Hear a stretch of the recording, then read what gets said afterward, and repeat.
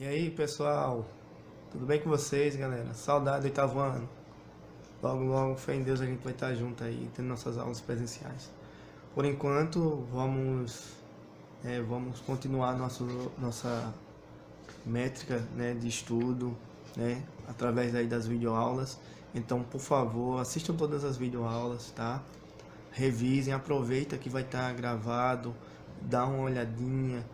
E nas nossas aulas via Skype, né, a gente vai utilizar para tirar dúvidas, falar sobre algumas questões, tá? Trazer algumas ideias e vai ser isso aí, tá bom, galera? Então, como vocês podem ver aí acima da minha foto, da minha imagem, né, a gente vai estar falando hoje sobre a Antártida. É claro que quando a gente coloca aí sobre a questão de falar sobre a Antártida, a gente precisa lembrar que a Antártida é um continente gelado, não pertence a nenhum país do mundo, porém, é claro, todos os países têm interesse, né, sempre tiveram ou tiveram vontade de ter uma parte da Antártida para si. Por que isso? Porque a Antártida é um continente, né? Um continente gigantesco. E esse continente aí ele possui alguns recursos específicos. Como assim, professor? A gente pode entender aí que a Antártida tanto possui recursos de ordem natural, né? Aí a gente está falando basicamente aí da nossa fauna, mas ela também possui alguns recursos aí que vão estar dentro das camadas geladas, né? A gente pode encontrar, por exemplo, alguns bolsões de petróleo. Então, essa ideia acaba trazendo ou despertando interesse, né, sobre essa região. E é claro, galera, quando a gente fala sobre a Antártica, a gente pode observar aí, ó, como está no slide de vocês. O continente antártico encontra-se localizado no extremo sul do nosso planeta. As suas características geográficas, as suas condições climatológicas e os seus aspectos biológicos conferem-lhe, né, uma total singularidade. Ou seja, o que ele está querendo dizer com isso? Quando ele coloca esse termo singularidade, ele está dizendo que não existe nenhum continente no mundo que possa nem se comparar à Antártida. Por que isso? Porque, como nós já falamos, a Antártida é um continente totalmente gelado. E nessa ideia, por também não pertencer a ninguém, é um continente basicamente inabitado pelos seres humanos. E aí alguém poderia me dizer, mas Santos, mas existe população nesse lugar? Sim, nós temos população, mas essa população ela não é originária desse lugar, ou seja, eles não se desenvolveram ali, eles vieram de outras localidades e acabaram se estabelecendo nessa região, tá ok? Uma característica importante para a gente observar da Antártida, como a gente pode ver, é a questão da sua fauna bastante específica, né?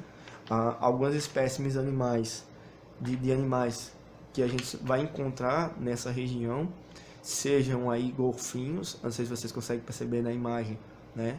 Mas a gente está tendo aí a imagem de alguns golfinhos imperador. Seja também aí a questão das orcas, essas regiões mais frias também possuem muita orca, tá? E só por uma curiosidade, a orca não é uma baleia, apesar de que muitas pessoas lhe conferem esse atributo, mas a foca não é uma baleia, na verdade ela está mais próxima de uma subclassificação de golfinho do que de baleia, mas propriamente dita, ok? E a gente também vai encontrar muito leão marinho, muita foca, né, nessa região, tá? Então o que acontece? É uma região extremamente rica, né? E que acaba despertando o interesse, né, de várias nacionalidades. Inclusive é por conta desse interesse que a gente vai desenvolver aí aquilo que a gente vai chamar de Tratado da Antártida, né? O que foi esse tratado? Como eu já venho falando que a Antártida não pertence especificamente a ninguém, o que que a gente vai perceber, né? Se não pertence a ninguém, mas todos têm interesse, o que que se pode fazer? A gente cria um tratado. Um tratado nada mais é do que um acordo, né? E para que que serve esse acordo? Esse acordo ele serve aí, né, para desempenhar, ou como eu posso dizer, para criar uma linha característica de exploração daquela região, né? Então, essa é uma ideia muito importante, né? Então, serve para quê? Para criar um regulamento, regularizar, né, essa exploração, digamos assim, né? E é importante entender que quando a gente fala da Antártida, né, um dos países que vai ganhar destaque nessa situação são os Estados Unidos, né? Por quê? Porque os Estados Unidos vai criar uma reunião, né, para discutir esse tratado da Antártida, né? Vai propor. Essa reunião aconteceu lá em Washington DC, né? Washington DC, quando você ouvir Dixie Center, seria a capital, tá? Lá dos Estados Unidos, né? Esse encontro ele vai acontecer basicamente lá em 1959, acho que 7 de dezembro de 59, se eu não estiver enganado, né? E só vai entrar em vigor em 61, né? É engraçado porque, apesar de ele entrar em vigor em 61, ele já foi prorrogado umas 12 vezes, mais ou menos por aí, e ele vai funcionar, ele vai ser válido até o ano de 2041. Então isso quer dizer que o Tratado da Antártida ele ainda tem 21 anos, né, de validade. A gente está em 2020, vai até 2041, 21 anos de validade, tá? Como a gente pode observar, né, essa ideia é por conta especificamente de que recursos estão sendo encontrados dentro da região da Antártida, tá certo? Vários países sempre tiveram interesse, né, mas inicialmente, né, alguns dos países que, digamos assim, que desempenharam ou que tiveram essa ideia ou que quiseram fazer parte disso aí, né? A gente tem aí África do Sul, Argentina, Austrália, Bélgica, Chile, Estados Unidos, França, Japão, Noruega, Nova Zelândia, Polônia, Reino Unido e Rússia, né? Esses países aí, né, inicialmente foram os países que assinaram o tratado, tá? E por que eu estou falando que isso inicialmente? Porque é claro que ao longo dos anos vários outros países quiseram, né, ter esse contato, né, quiseram ter essa proximidade, e aí a gente vai perceber que essa proximidade da Antártida vai atrair, né, vários outros países. Aí tem aí, ó, a Antártida tem as temperaturas mais baixas do nosso planeta, chegando a atingir, por vezes, 70 graus centígrados abaixo de zero. 70 graus abaixo de zero, tá? Sendo fustigado por vento de mais de 300 km por hora. Então, por exemplo, por que ele está trazendo isso aí? Isso aqui é só para a gente entender as características naturais da Antártida.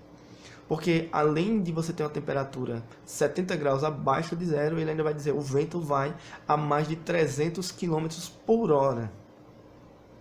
Então isso vai fazer com que essa região ela se torne cada vez mais fria.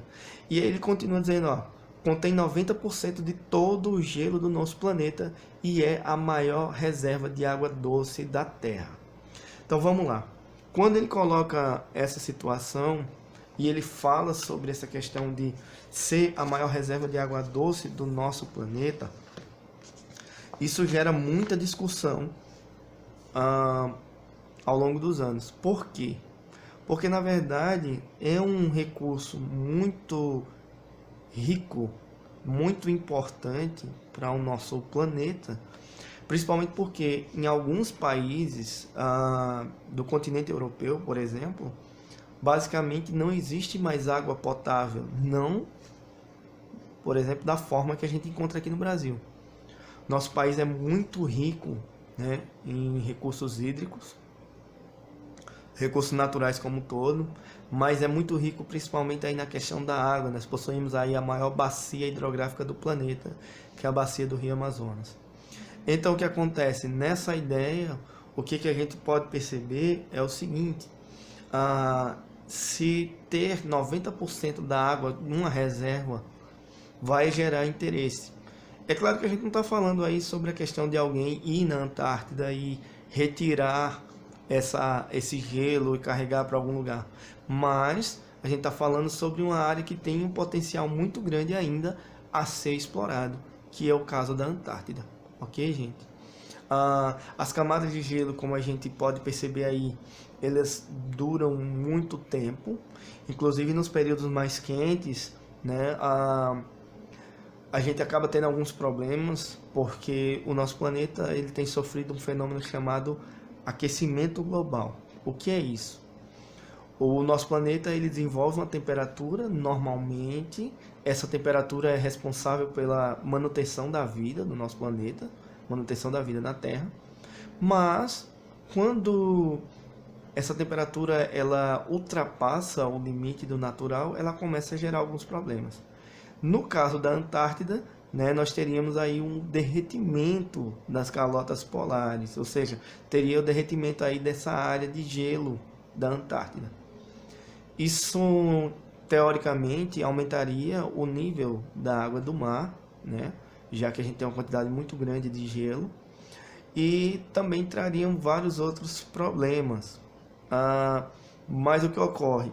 Como essa região era muito fria, ao longo dos anos, a Antártida ela acaba se readaptando ao processo, ou seja, ela acaba passando por alguns problemas, mas ela também acaba entendendo ou identificando o que está acontecendo e ela consegue se resguardar.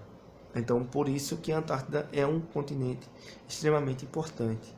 E tem aí, cerca de 99% do seu território está coberto por gelo e, em média, sua espessura é de 2,5 km, né, 2.500 metros, chegando a alcançar até mais de 4.776 metros em alguns lugares. Então, isso é só para a gente ter uma ideia na espessura desse gelo, tá? Ter uma ideia de como funciona essa dinâmica das geleiras, né? No caso específico aqui da Antártida, e perceber o quanto de água potável, né, a gente pode encontrar. É claro que se eu falo sobre isso, né, eu preciso trazer de volta a ideia do tratado. Por que eu preciso trazer de volta essa ideia? Porque é simples. Já que a gente tem uma área tão grande, uma área tão boa para ser explorada,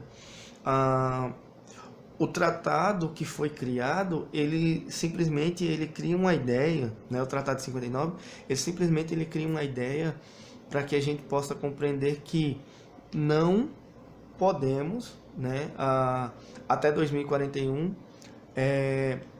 criar uma linhagem de pensamento de que a Antártida pertence a algum país. Na verdade, o que ocorre é o contrário. Até 2041 não há país proprietário da Antártida, tá certo? Nenhum país é proprietário. Existem vários países que vão ter a possibilidade, né, de explorar esse território. Inclusive o Brasil, né, que vai assinar esse tratado um pouco depois, né, o Brasil vai ter essa possibilidade de exploração desse território, ok? Então, gente, continuando aqui, né? Aí tem aí, se a capa de gelo se derretesse completamente, todos os oceanos se elevariam uns 70 metros acima do seu nível atual. Por que ele está colocando isso? Porque, teoricamente falando, se as calotas polares, no caso mais específico da Antártida, se a Antártida viesse a se derreter, o nível do oceano no planeta aumentaria 70 metros. Ou seja, todas as cidades oceânicas, todas as cidades litorâneas, elas deixariam de existir porque elas seriam cobertas pela água. Beleza, gente? E aí, continuando, a Antártida atua como um dos refrigeradores da Terra, regulando as correntes oceânicas e o clima mundial. Do que ele está falando? Está falando sobre as correntes marítimas. Porque como as calotas polares, e nesse caso mais especificamente a Antártida, tem uma temperatura muito abaixo de zero, o que acontece? Nos períodos mais quentes, ela acaba liberando uma parte do seu gelo, e essa água entrando em contato com o oceano, ela simplesmente vai criar correntes que vão fazer com que o planeta inteiro se resfrie. Exemplo, aqui no Brasil, a parte sul do nosso país, ela tem uma influência direta, né, daquilo que a gente vai chamar de clima polar atlântico. O que é esse clima polar atlântico? É um clima que vai ser criado na região sul, mas que ela vai vir basicamente lá da região do Polo Sul. Então, esse clima do polo, ele simplesmente vai criar uma característica, ou desenvolver uma característica que vai atravessar o oceano, através aí daquilo que a gente vai chamar de correntes de ar ou massas de ar, e essa temperatura vai afetar as condições climáticas. Então, por exemplo, é por isso que no Brasil a parte mais fria do nosso país é a região sul, tá? E é a única parte do nosso país que a gente pode encontrar as 4 estações do ano bem definidas, ou seja, primavera, verão, outono e inverno. As outras regiões do nosso país não possuem as 4 regiões. Apesar da gente estudar as estações como primavera, outono, verão e inverno, mas na verdade as outras regiões do país, inclusive a nossa região Nordeste, ela não possui. Basicamente nós temos verão e inverno, tá? Verão quente e seco e o inverno, né, mais ameno, temperatura mais baixa e chuvoso, tá certo? Gente, vou encerrar por aqui por hoje, tá certo? Até a próxima aula. Então revisem o assunto, dá uma olhadinha, tá? Não esquece, essa semana a gente vai ter aula, né, via Skype. Ok, galera? Foi uma honra estar com vocês, saudade. Juntem aí o material de vocês, suas dúvidas. Até a próxima, pessoal.